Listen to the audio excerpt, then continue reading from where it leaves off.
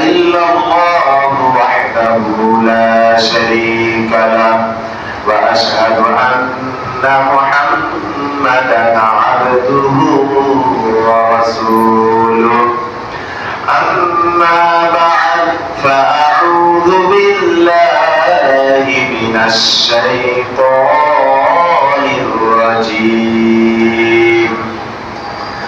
وأما من خاف مقام ربه ونهى النفس عن الهوى فإن الجنة هي المأوى কেন করি? মানুষ প্রবৃত্তি তথা তার নিজের মনের কথা শুনে কেন? নিজের মনের কথা শুনে আল্লাহর অবাধ্যতা করে, নিজের মনের কথা শুনে কোরআন এবং হাদিসের বিরুদ্ধাচরণ করে, নিজের মনের কথা শুনে মানুষ নিজের মনকে বোঝেন। নবী সাল্লাল্লাহু আলাইহি ওয়াসাল্লাম একবার মদিনার গলিতে গলিতে, মদিনার জনপদগুলোতে একবার দূত পাঠালেন, সংবাদ পাঠালেন যে এই সংবাদ দিয়ে দাও তোমাদের মধ্যে এই আশুরার দিনে, আশুরার সকালে যারা তোমরা সিয়াম ভঙ্গকারী হয়ে সকাল করেছো, অর্থাৎ ফজর সালাতের পরে কিছু খেয়ে ফেলেছো, তারা যেন বাকি দিন আর কেউ না খায়।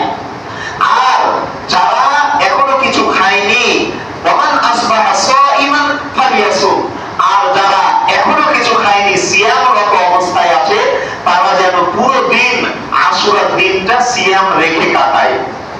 এরপরে এই মহিলা সাহাবী তিনি বলছেন যে কুননা নাসুমুহু বা'দু, এরপরে পরবর্তী বছর থেকে আমরা আশুরার এই সিয়ামটা পালন করতাম।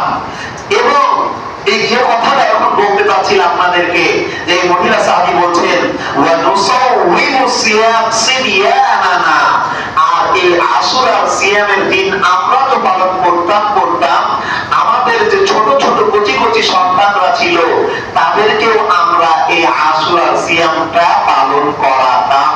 ওয়া নুসাউইমু সিবিয়ানানা, আমরা আমাদের ছোট ছোট কচি কাঁচা বাচ্চাদেরকেও এই আশুরার সিয়ামটা পালন করাতাম।